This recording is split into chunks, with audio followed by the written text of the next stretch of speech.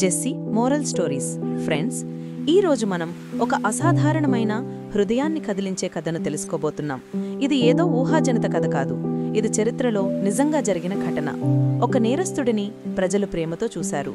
ఒక పవిత్రుణ్ణి శిక్షకు అప్పగించారు. కానీ చివరికి నిజంగా ఏం జరిగింది? కథలోనికి వెళ్దాం. పురాతన యెరూషలేము నగరంలో పాసోవర్ పండుగ జరుగుతున్న సమయంలో ప్రజలు పెద్ద సంఖ్యలో చేరారు. అప్పటి రోమన్ గవర్నర్ పైలాతు ప్రతి పండుగ సమయంలో ఒక ఖైదీని విడుదల చేయటం సంప్రదాయం. ఆ రోజు 2 ఖైదీలు ప్రజల ముందుకు వచ్చారు. మొదటివాడు బరబ్బా.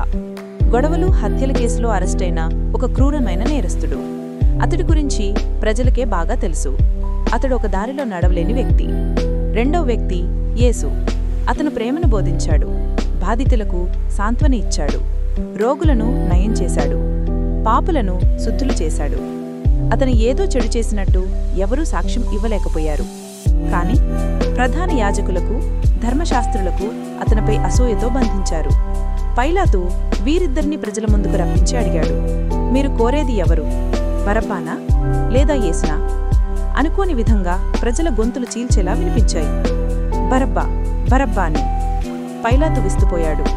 అతడి మనసులో సంకలు, ఈయన నిర్దోషి అని పైలాతుకు తెలుసు. కాని ప్రజల కోసం గొడవలు కావద్దు అని పైలాతు మౌనంగా ఒక నిర్ణయం తీసుకున్నాడు. బరబ్బాను విడుదల చెయ్యండి అని ఆజ్ఞ ఇచ్చాడు. యేసును సిలువ వేయండి అని తీర్పునిచ్చాడు. బరబ్బా నేరస్తుడు విడుదలయ్యాడు. తన జీవితంలో ఓసారి కూడా మంచి చేయనివాడు విడుదల. కాని యేసు శుద్ధుడైనవాడు, త్యాగమయమైనవాడు శిక్షకు అప్పగించబడ్డాడు. ఇది లేఖనానుసారంగా, దైవ చిత్తానుసారంగా జరిగింది. యేసు సిలువలో మనందరి కోసం తన ప్రాణమును విడిచాడు. యేసు మనల్ని తన సొంత రక్తమిచ్చి కొనుక్కున్నాడు. అప్పట్లో పాప పరిహారార్థంగా గొర్రెల రక్తాన్ని, పావురాల రక్తాన్ని అర్పించేవాళ్లు.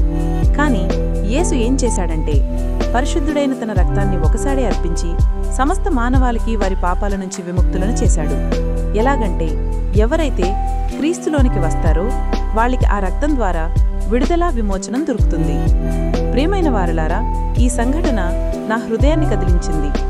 ఎందుకంటే ఈ కథ కేవలం ఒక బరబ్బా గురించి కాదు. ఈ కథ నా గురించి మరియు మన గురించి కూడా. మనమే కొన్నిసార్లు బరబ్బాలమవుతాం. మన పాపాలకు తానే శిక్ష అనుభవించాడు యేసు. మన తప్పులకు, మన తప్పు నిర్ణయాలకు తాను సిలువను మోశాడు. ఈ ప్రపంచంలో నిజాయితీకి తక్షణ న్యాయం జరగపోవచ్చు. కాని దేవుని దృష్టిలో సత్యం శాశ్వతంగా నిలుస్తుంది. మనుషుల తీర్పు లోపభూయిష్టమైనది. కాని దేవుని తీర్పు న్యాయమైనది, పవిత్రమైనది. బరబ్బా తనకు దక్కిన రెండవ అవకాశాన్ని ఉపయోగించుకున్నాడో లేదో మనకు తెలియదు. కాని మనకు మాత్రం ఓ అవకాశముంది. యేసు చేసిన త్యాగాన్ని గుర్తుంచుకుంటూ మన జీవితాన్ని మార్చుకునే అవకాశం. ఇప్పుడు మీరు ఆలోచించండి, ఈ కథలో మీరు ఎవరు? బరబ్బాల మీరు హృదయాన్ని విముక్తి కోరుతున్నారా, లేక యేసులా మీరు ప్రేమను పంచాలని కోరుతున్నారా? ఈ కథ మీ హృదయాన్ని తాకిందా? యేసు చేసిన త్యాగాన్ని మరవకండి. అతని ప్రేమ మనందరికీ సిద్ధంగా ఉంది. నీతి కోసం నిలబడే జీవితం ప్రారంభిద్దాం. మన పరిచయంలో ఉన్న ప్రతి ఒక్కరికి ప్రేమను పంచుదాం. మీ అభిప్రాయాలను కామెంట్లలో తెలియచేయండి. మీ బంధుమిత్రులతో ఈ కథను షేర్ చేయండి. మరిన్ని చిత్తశుద్ధిగల కథల కోసం సబ్స్క్రైబ్ చేయండి. Thank you for watching. God bless you.